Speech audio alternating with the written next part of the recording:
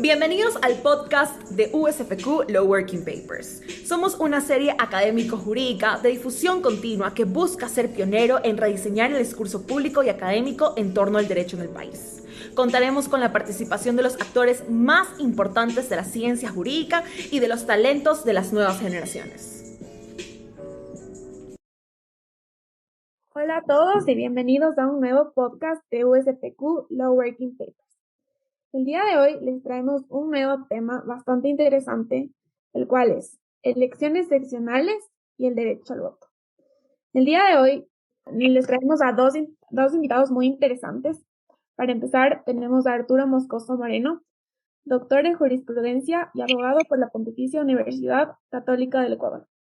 Actualmente es director de la Escuela de Relaciones Internacionales de la Universidad Internacional del Ecuador y profesor de Ciencias Políticas en la Universidad San Francisco de Quito. Realizó un máster en Ciencia Política en la Facultad Latinoamericana de Ciencias Sociales, Flaxo, Ecuador, y un PhD en Estado de Derecho y Gobernanza Global por la Universidad de Salamanca, España.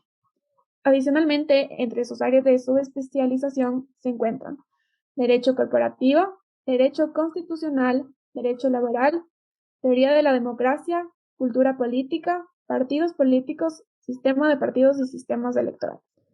Por otra parte, tenemos a Gabriela Guerrero, abogada y licenciada en Relaciones Internacionales por la Universidad San Francisco de Quito. Desempeña su labor como consultora legal y política. Además, es fundadora de la Politik, un espacio diseñado para hablar y discutir sobre temas políticos y analizar las implicaciones que estos conllevan dentro de nuestro país. Adicionalmente, se encuentra cursando una maestría en políticas públicas de la Facultad de Ciencias Sociales del Ecuador, Flaxo. Y como último, pero no menos importante, nos encontramos con Sebastián Guevara, quien va a moderar el podcast del día de hoy. Sebastián es estudiante de Jurisprudencia y Relaciones Internacionales por la Universidad San Francisco de Quito. Ha realizado materias de especialización en Derechos Humanos. Actualmente es secretario ejecutivo de USFQ Law Working Papers y es ayudante de cátedra de las materias de Derecho Constitucional, Estado y Sociedad, Objetos del Derecho, Historia del Derecho y Lógica y Argumentación, además de ser representante de la CEJUR. Sin más que decir, podemos dar inicio al podcast y mucha suerte, chicos, y bienvenidos. Buenas noches, qué gusto compartir nuevamente con Gabriela y Arturo. Comencemos planteando el tema que es el derecho al voto y las elecciones seccionales. Entonces, ¿qué reformas les parecen necesarias y pertinentes para el fortalecimiento de los partidos políticos? Empecemos con Gabriela.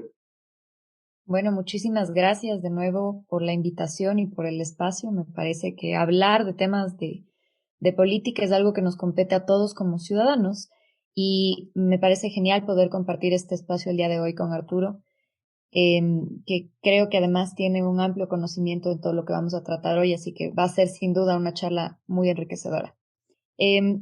Yo creo que principalmente lo que tenemos que empezar a tratar en el tema de partidos es empezar a consolidar un verdadero sistema de partidos.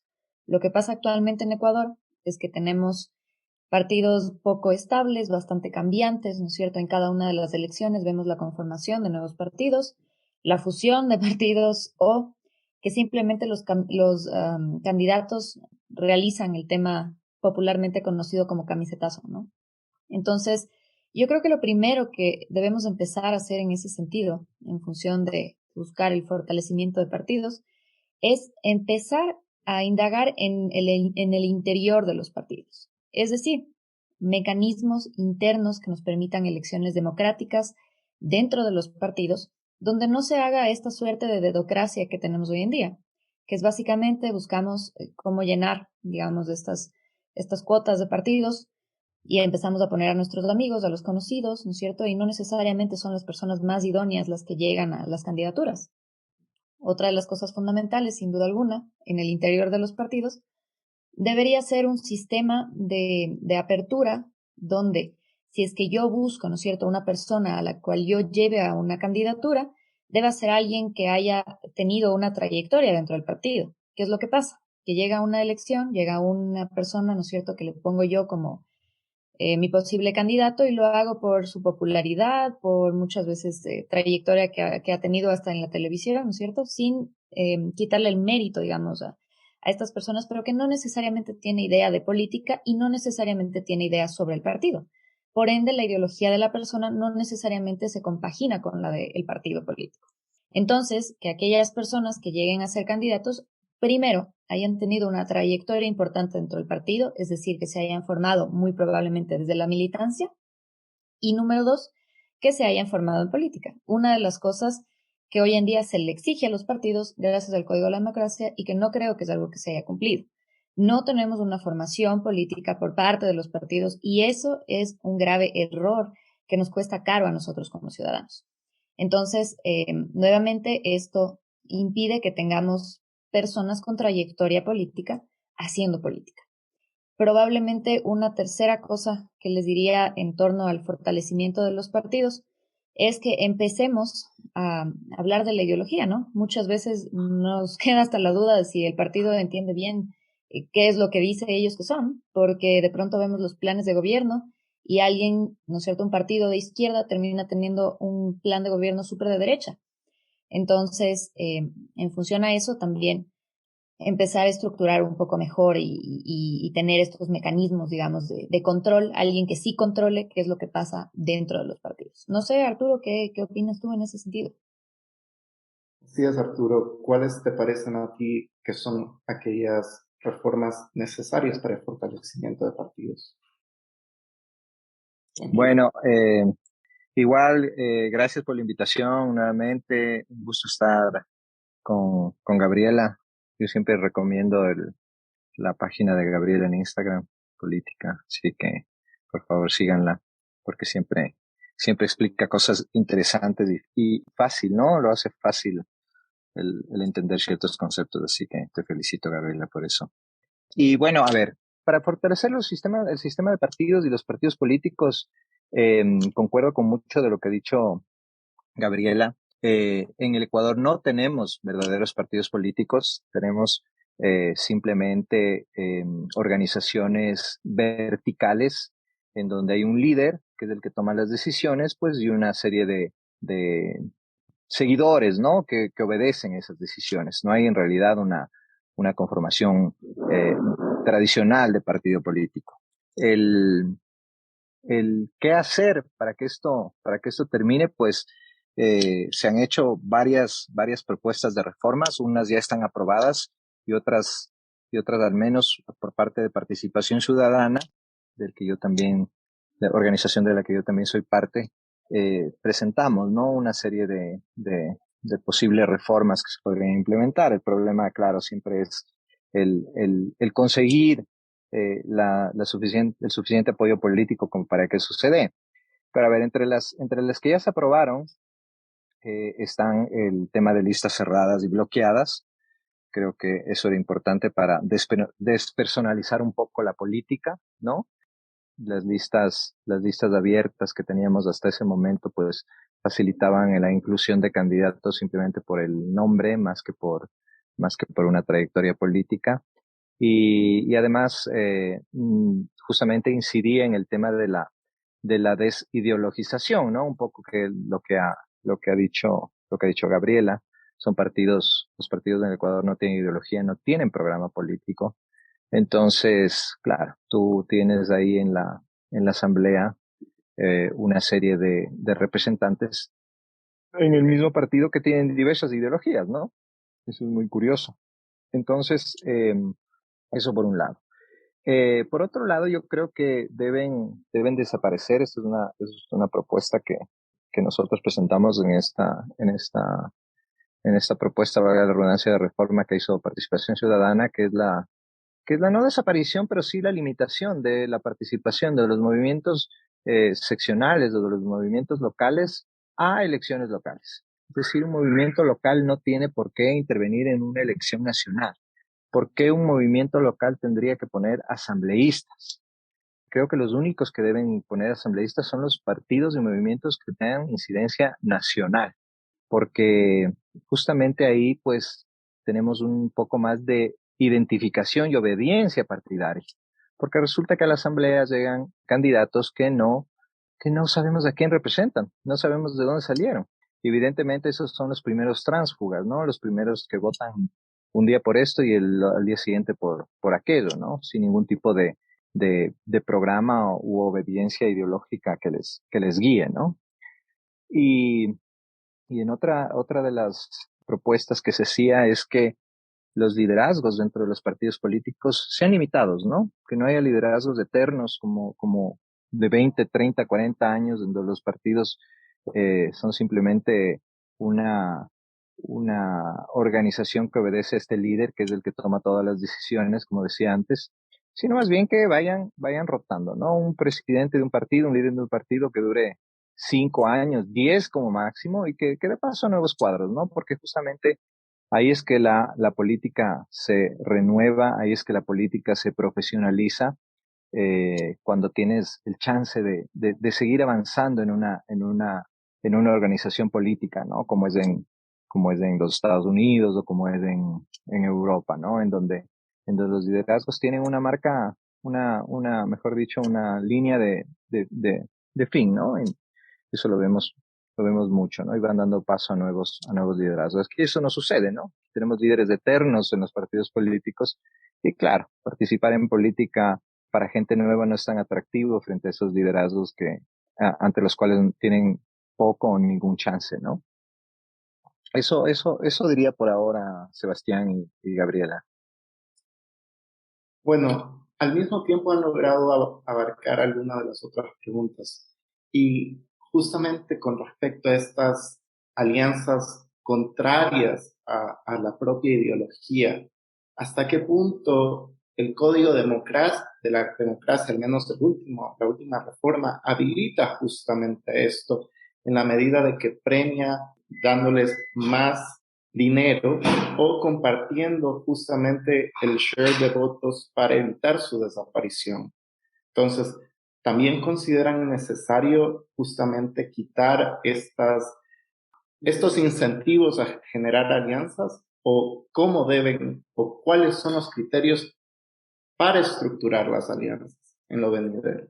Empecemos contigo, Arturo. Bueno, a ver, aquí eh, esto es un poco complejo porque ahí viene o se ponen en juego los famosos derechos de participación, ¿no? Que inciden transversalmente en todo lo que significa el sistema de partidos y el sistema electoral, ¿no?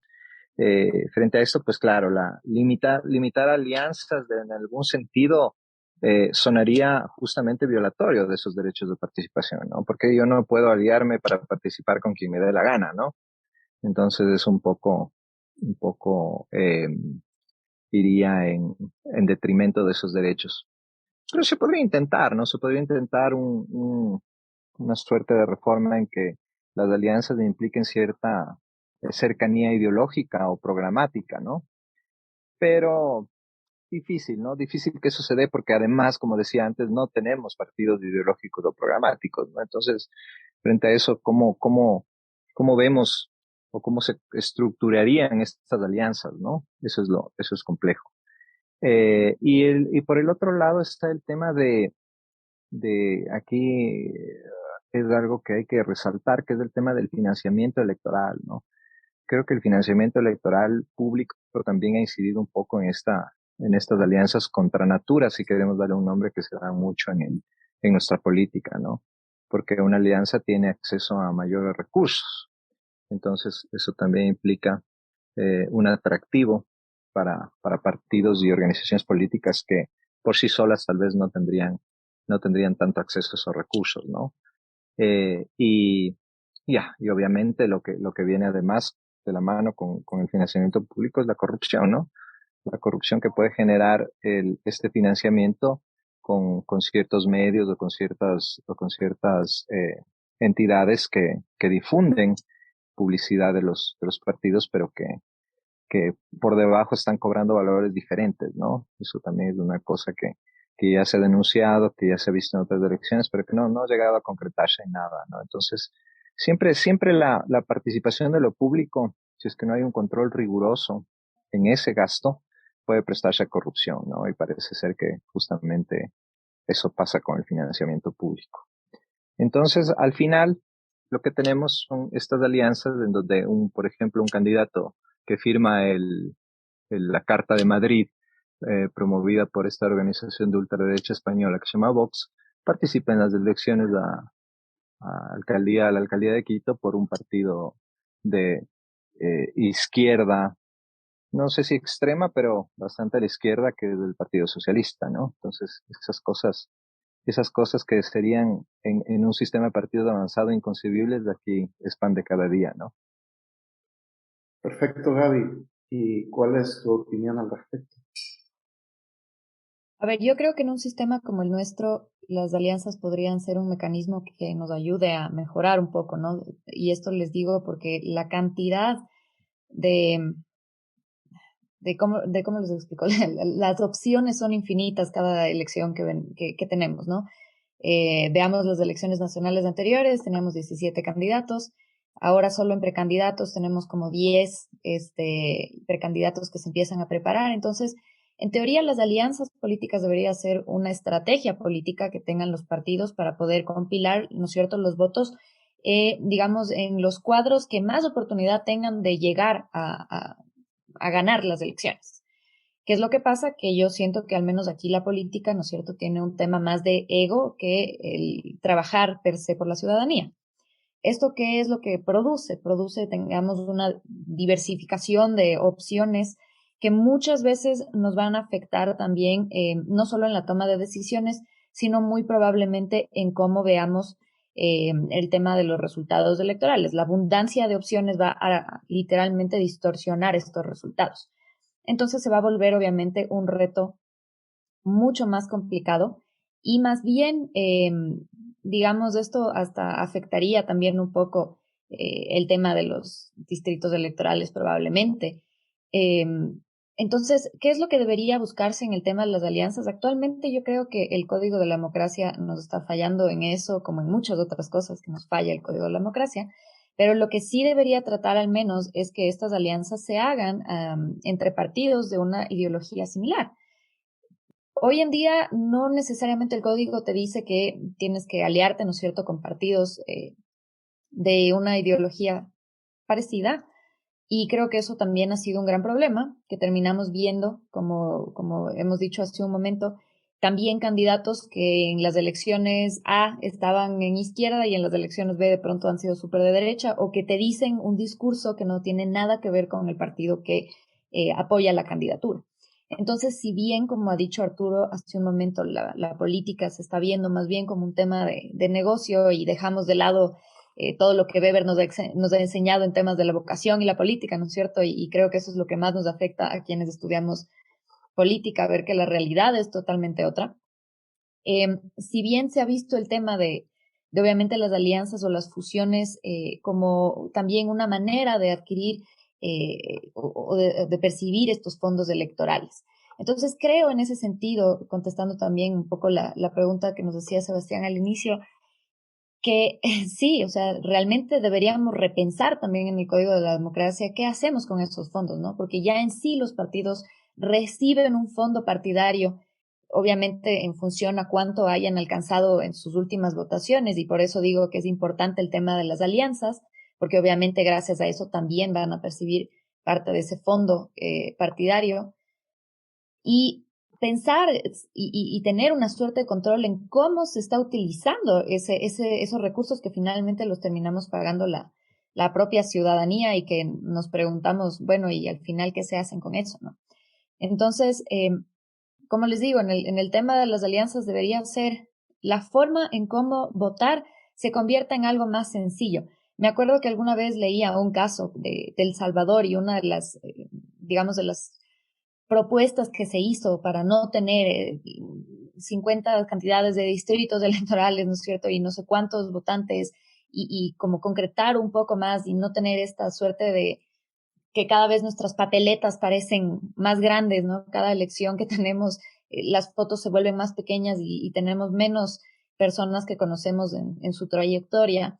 Debería ser que estas alianzas, a mi criterio, no se empiecen a dar cuando ya las elecciones están cerca, no a los últimos 5 meses, sino que empiecen a trabajar probablemente los partidos durante un año juntos para ver, ¿no es cierto?, cuáles van a ser los planes de trabajo, cómo eso se va a compaginar con los planes de gobierno, sean nacionales o sean seccionales en ciudades, y en función a eso también, de esa manera decir, bueno, entonces para estas elecciones se les va a asignar a ustedes, ¿no es cierto?, tales y tales recursos en función de la alianza estratégica que han hecho, porque al final eso es lo que hacen otros estados.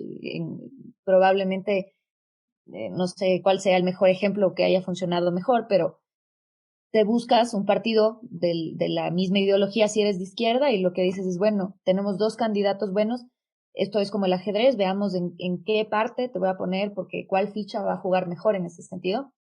Los 2 tendrán protagonismo, pero en diferentes espacios, ¿sí? Entonces, y lo que haces después es probablemente rotar o ver mejores opciones. Entonces, sí creo que deberíamos repensar el tema de alianzas acá, que podría ser algo positivo.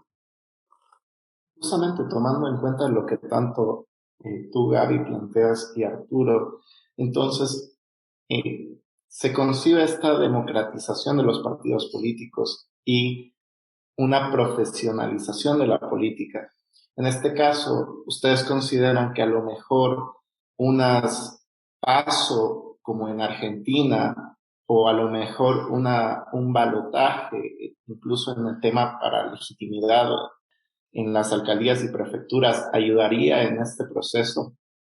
Vamos contigo, Gaby.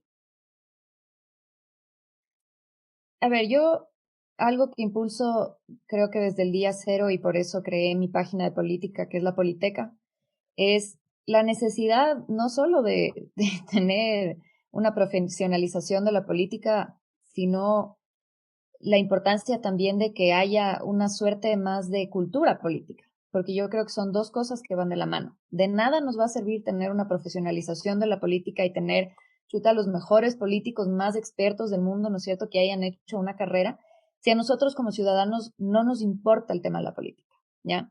Entonces creo que son 2 cosas que tienen que ir de la mano, porque nuevamente repito, como ciudadanos no podemos esperar que nos llegue algún día el Salvador que nos va a guiar a mejorar nuestro estado.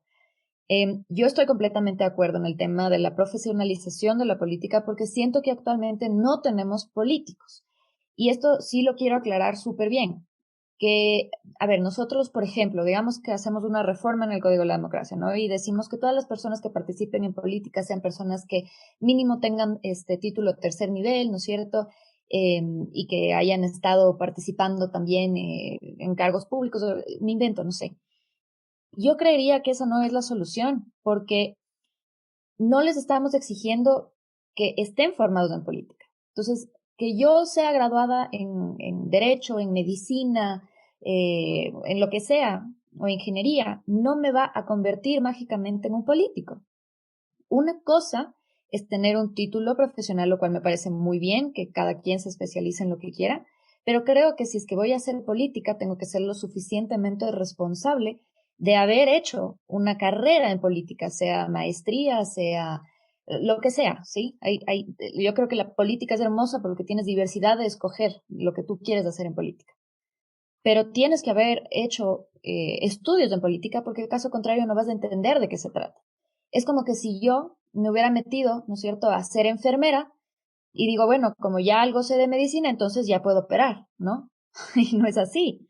Te tienes que haber especializado en eso, ¿sí? Te tienes que haber especializado en ser cirujano, en lo que sea. Entonces, de una mano, sí. Y yo no creo que eso le quita derecho de participación a nadie, más bien te obliga a que si es que a ti te interesa y te interesa servir a tu estado, que es como yo veo la política, tengas estas facilidades o tengas este reto de formarte en tal cosa.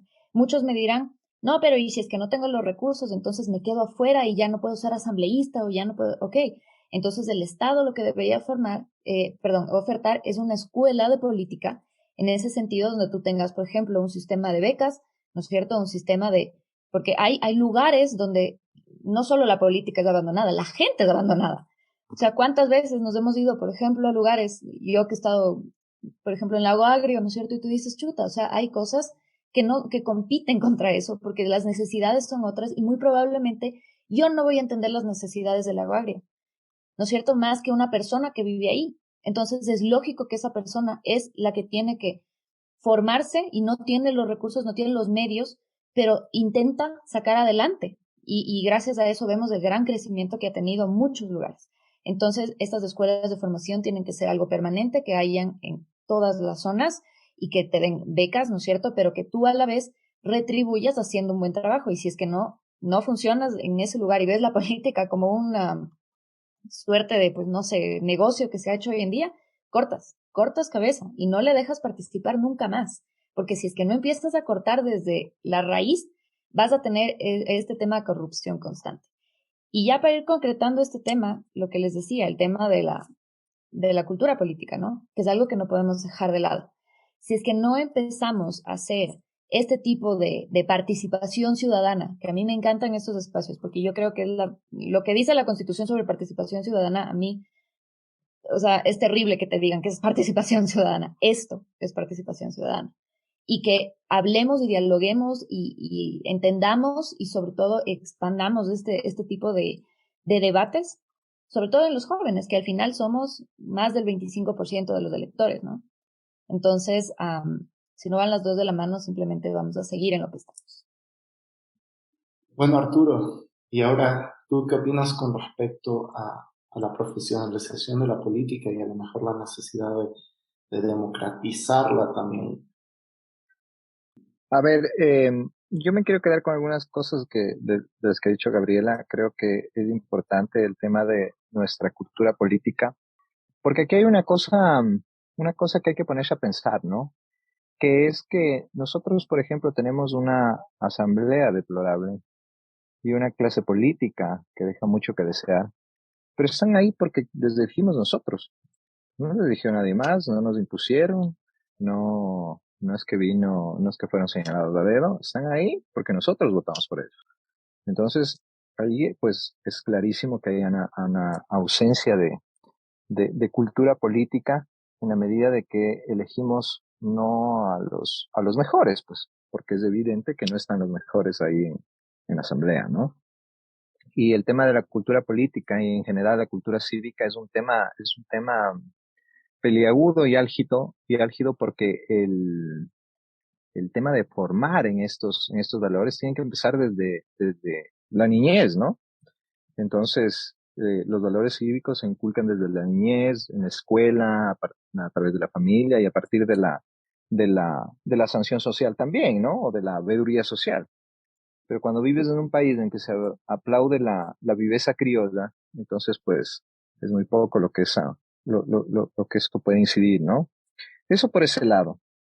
Por el lado de quienes opten por una candidatura, tengan un título, yo no estoy de acuerdo con eso porque no vivimos en un país de gente que tenga títulos, ¿no? Más bien somos la minoría los que tenemos el privilegio de haber estudiado en la universidad, de haber tenido algún título, ¿no? Entonces, eso sí me parece a mí, y en eso estoy de acuerdo, es violatorio de los derechos de participación de la gente. Porque además, el hecho de tener un título o no te hace un mejor político o un mejor servidor público, ¿no?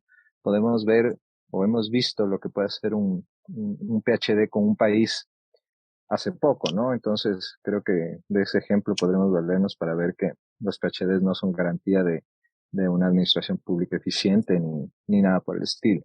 Lo que sí hay que hacer siempre es tener, ¿no es cierto? Y creo que en esto la Asamblea está ya trabajando o se está trabajando en la Asamblea en este tema que es una escuela de formación, ¿no? Una escuela de formación política para todos los asambleístas.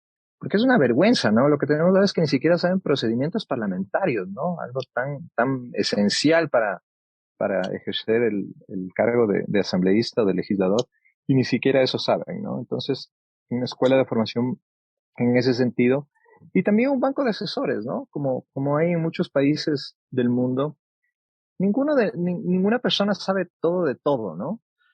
Habrá ingenieros, arquitectos que son específicos en sus temas, abogados, etcétera, politólogos, y cada uno maneja su ámbito de profesión, ¿no?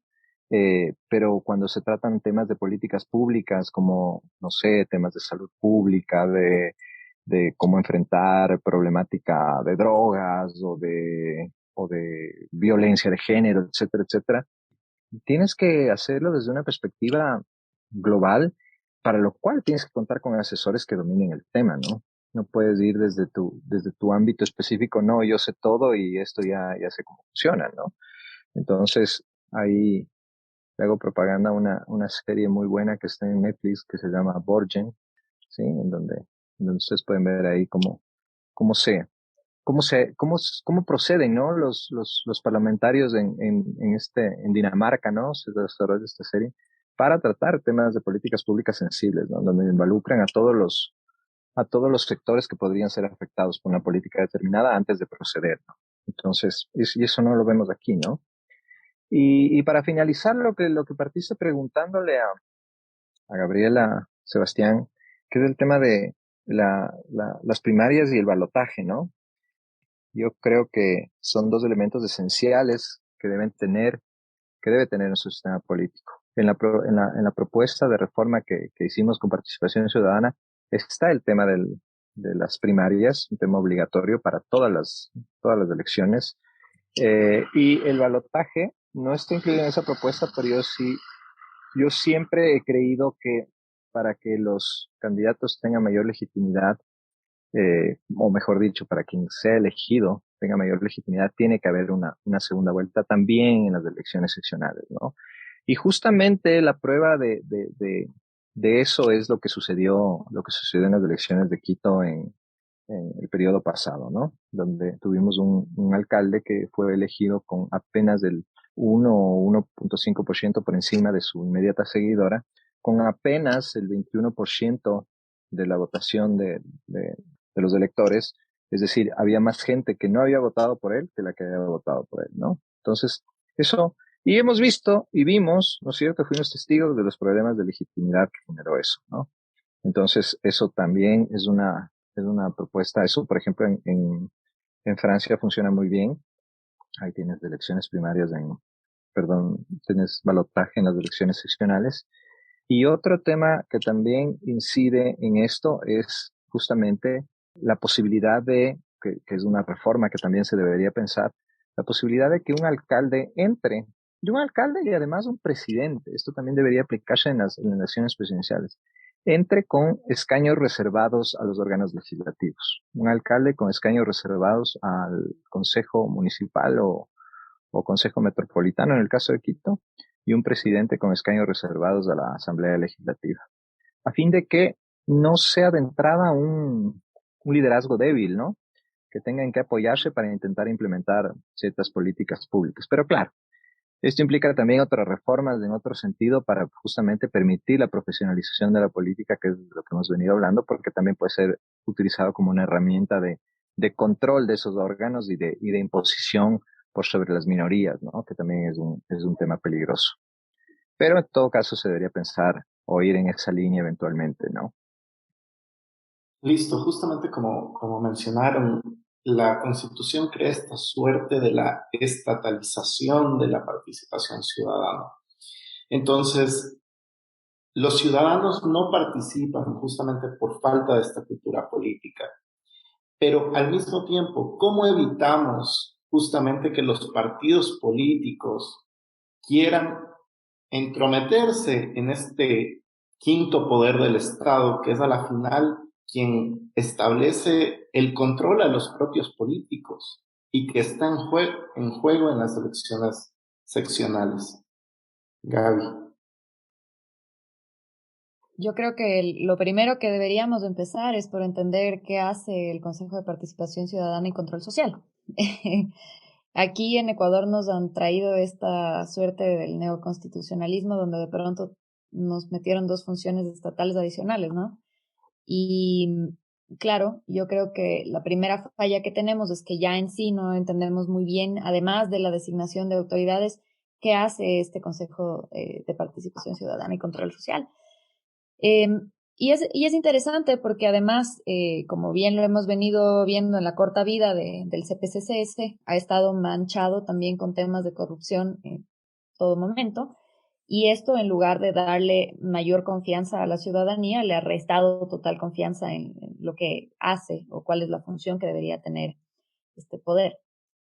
Entonces, creo que en este sentido, lo que podemos hacer ahora desde el tema, tal vez viéndolo partidistamente, es ya en sí, una de las cosas que se establece es que la persona que vaya, digamos, como consejero, no participe, ¿no es cierto?, en un partido político. Yo creo que eso del dicho al hecho es un poco más complicado porque entonces tendrías que hacer un barrido completo, tal vez exigiendo que no haya participado en un partido de forma un poco más formal durante X número de tiempo, pero yo no creo que eso al final termina siendo una garantía. Lo que sí podrías tal vez en ese sentido es, yo creo que los lineamientos de qué es lo que tiene que hacer el Consejo de Participación Ciudadana es un poco más claro porque son funciones que en la Constitución del 98 lo hacía la propia Asamblea. Entonces yo creo que el tema de las funciones está claro. Tal vez lo que podrías hacer en ese sentido, nuevamente, es verificar estas barreras de un poquito de entrada, ¿no? Para saber qué tipo de ciudadanos pueden participar para ser consejeros y en este sentido filtrar desde el inicio para ver que no hayan estas incidencias políticas de por medio. Se me ocurre que podría ser una de las soluciones para impedir digamos, la manipulación por parte de los partidos. Y en todo caso, como digo, clarificar un poco mejor esta suerte de transparencia, ¿no es cierto?, que es uno de los roles que hace el CPCCS, pero mostrarlo un poco más directamente a la ciudadanía, porque insisto en que son como 15 las funciones que hacen y la primera que se te viene a la mente es, bueno, designa autoridades y qué más hace. Entonces, un poco más de sociabilización también en ese sentido para que la ciudadanía pueda ser también este ente de peso y contrapeso, ¿no? De control en función de lo que es, lo que hace en este sentido. No sé si es que a Arturo se le ocurre tal vez algo adicional que podrían hacer y tal vez tratar de controlar ahí un poco el tema de los partidos en esta toma de decisiones. Bueno, a ver, gracias Gaby por poner la pelota en mi cancha porque yo creo que para empezar el Consejo de Participación Ciudadana y Control Social y también las dos funciones que se crearon en la Constitución de 2008 son una aberración, ¿no? Son una aberración jurídica que pretendía de alguna forma ciudadanizar la elección de ciertas autoridades y ciudadanizar también el tema de las elecciones y que logró todo lo contrario, ¿no? Logró todo lo contrario, más bien la cooptación de los organismos de control y del Consejo Nacional Electoral por parte del oficialismo, ¿no? Un tema peligroso y que bueno, lo que se obtuvo de acuerdo a lo que yo creo es un autoritarismo competitivo en el Ecuador durante el régimen de Rafael Correa, ¿no? Que justamente para su implementación, que para su implementación justamente sirvieron estas dos funciones, ¿no? Y en esa medida, creo yo que estos dos organismos, o sea, estas dos funciones deben desaparecer, lo cual requiere un camino arduo y tortuoso, pero que por lo menos se podría intentar en esta consulta popular que propone Guillermo Lazo, que también es otro problema, porque veremos si es que tiene éxito o no. Las consultas populares tienen una lógica particular en países latinoamericanos y hablaremos de eso más adelante, pero en el intento por lo menos de quitarle las funciones dominadoras, ¿no? ¿Por qué quitarle las funciones dominadoras? Porque el Consejo de Participación Ciudadana y Control Social son 5 personas que deciden por todos los ecuatorianos, ¿no? Y 5 personas además, y aquí viene un grave error que creo que cometió Lenín Moreno en la consulta popular, mediante la cual se reformó la forma en cómo funcionaba el Consejo de Participación, que es el hecho de quiénes pueden ser candidatos al Consejo, ¿no? Ahora, antes eran por designación del Consejo Nacional Electoral, a partir de esa consulta popular son por votación directa de los ciudadanos. Pero no pueden pertenecer a partidos políticos y no pueden hacer campaña. Es una locura, porque uno, no sabemos qué ideología tienen, ¿no? No sabemos con qué pie patean, si es que se quiere ponerlo de alguna forma, y tampoco les conocemos porque no saben, no pueden hacer campaña. Entonces pasaban unas cápsulas de 2 minutos, creo, de 1 minuto, diciendo este es fulanito de tal. Entonces ustedes se acordarán, ¿no? Había un montón de pollas que circulaban más que en el mundial, creo, sobre los que había que votar y los que no, ¿no? Entonces, estos son los candidatos de fulanito, estos son los candidatos de fulanito. Es una cosa. Y claro, ¿qué es lo que tenemos? Un Consejo de Participación Ciudadana deplorable, ¿no? En donde sus dos primeros presidentes han sido incluso destituidos y acusados del cometimiento de delitos. Y su tercera presidenta también fue destituida por esta nueva mayoría que se armó, ¿no? Y mientras tanto, las dignidades de control o las dignidades de los organismos de control siguen sin ser nombradas, ¿no? En un limbo jurídico terrible, ¿no? Entonces, ¿qué es lo que desde mi concepto se debería hacer o que debería proceder? Volver a la forma de designación anterior, ¿no? Que era por parte de la Asamblea. Muchos dirán, pero con esta Asamblea deplorable, ¿qué vamos a, qué vamos a conseguir, no? Pero claro, el punto es que hay que tomar en cuenta los otros aspectos de los que hemos conversado en esta reunión, ¿no? Tenemos que tener una mejor Asamblea, ¿no? Y dotarle a esa asamblea de las herramientas y los elementos para elegir también a las mejores personas en los organismos de control, ¿no? Y ahí sí que participen veedurías ciudadanas, que haya procesos de impugnación, que haya una serie de herramientas que nos permitan justamente llegar a que sean los mejores los que opten por esas candidaturas, ¿no? Porque al final, tener una ideología, ser parte de un partido político, no es un crimen, no es un pecado. O sea, más bien nos enseña o nos muestra parte de lo que es esa persona, ¿no? Entonces creo que es importante también rescatar eso, que sean personas probas, evidentemente, honorables, pero que no sean castigadas por tener una ideología o pertenecer a un partido político, ¿no? Eso también me parece a mí incluso restrictivo de los derechos de participación. Y eso tendría que decir. Recapitulando un poco de lo que dijo Arturo, justamente es interesante cómo en América Latina las consultas populares tienen esta suerte de referéndum sobre el mandatario, sobre la gestión del mandatario, y termina siendo un voto relacional y no un voto sobre la temática justamente que se busca consultar. Para ir cerrando, la última pregunta va a orbitar sobre esta especie de cultura política que hay en Ecuador de refundar la patria cada tanto.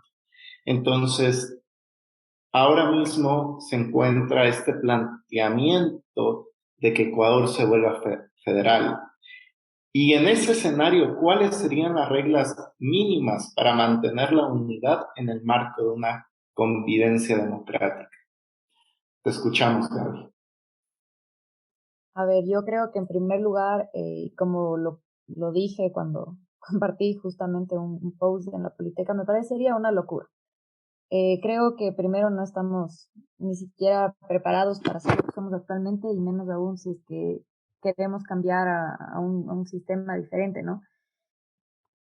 ¿Qué es lo que pasa? Y yo, ¿cuál veo como que al mayor de los retos? Y es que nuestra producción es diferente en cada una de las provincias, ¿sí? Y si es que quisiéramos tomar este tema del federalismo, tenemos que tener en cuenta que obviamente nuestros recursos, como les digo, son distintos. Vamos a tener obviamente provincias que van a salir más o menos afectadas, ¿no es cierto? Van a ser algunas que se van a beneficiar mucho más por obvias razones y otras que van a estar más afectadas porque obviamente viven de otros temas, que no necesariamente pueden ser temas comerciales, que obviamente, como comento, es difícil equiparar, ¿ya? Entonces no tenemos, creo yo, actualmente un sistema estándar de decir, bueno, la verdad, por las condiciones que tenemos, ¿no es cierto? No podemos darnos el lujo de cambiarnos de un sistema un poco más federal donde cada quien toma sus propias decisiones. En el caso de que lleguemos a eso, lo mínimo que se debería esperar es que hayan unos lineamientos, qué sé yo, legales mínimos, ¿no es cierto?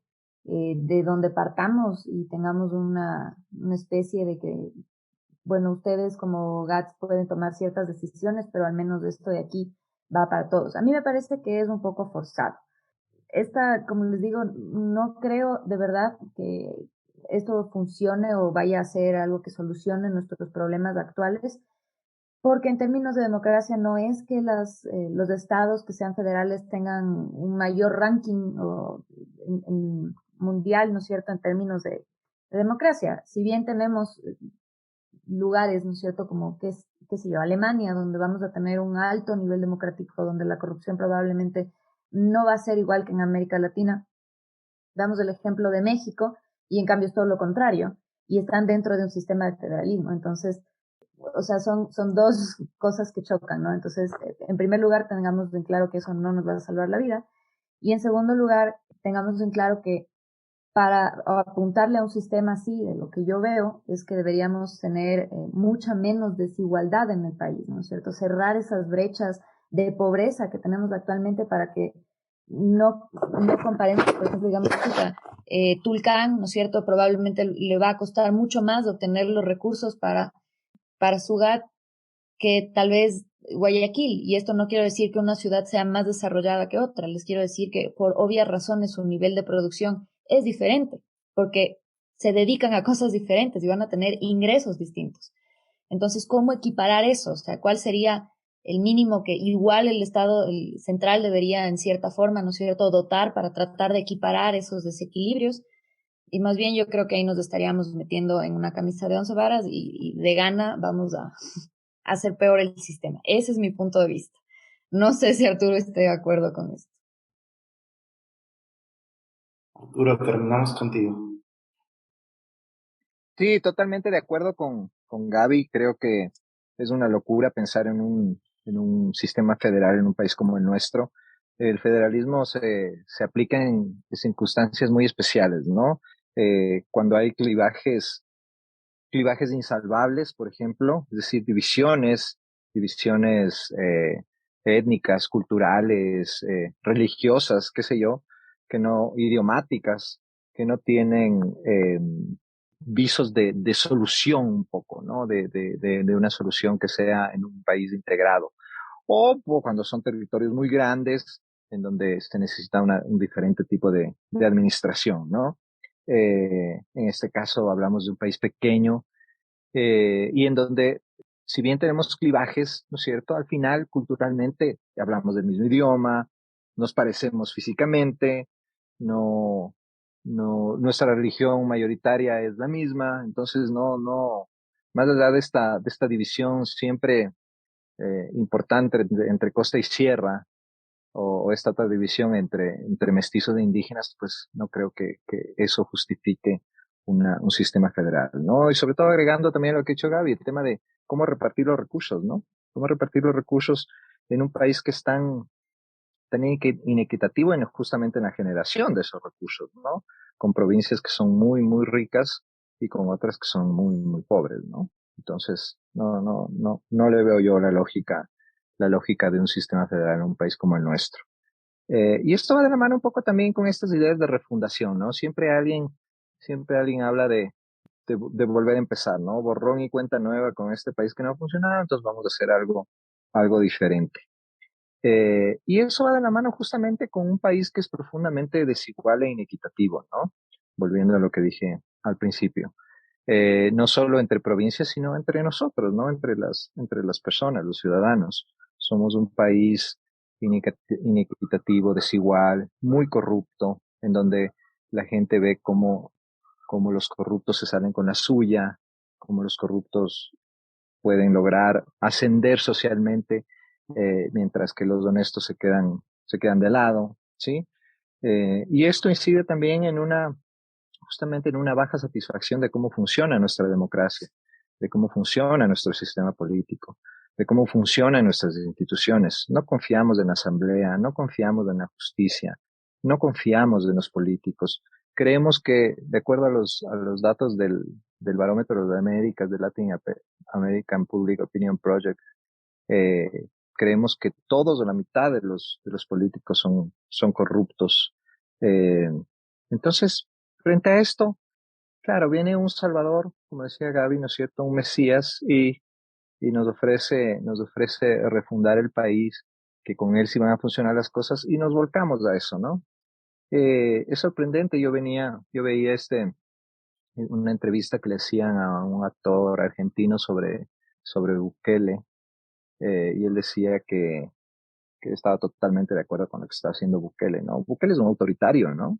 Un autoritario, pero terrible. Le importan un pepino los derechos humanos, le importa un pepino el derecho internacional humanitario, ¿no es cierto?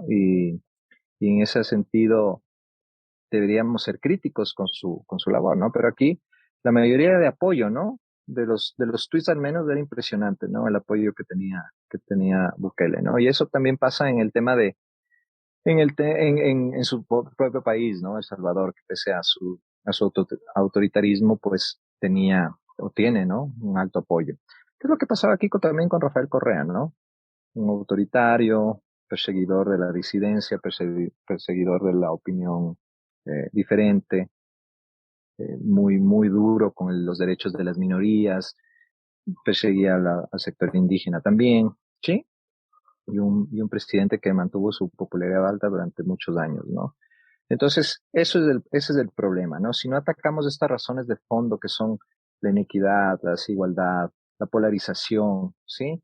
Que también tiene que ver mucho con lo que decía Gaby, la cultura política de los ecuatorianos, pues estamos fregados. No vamos a poder cambiar este país.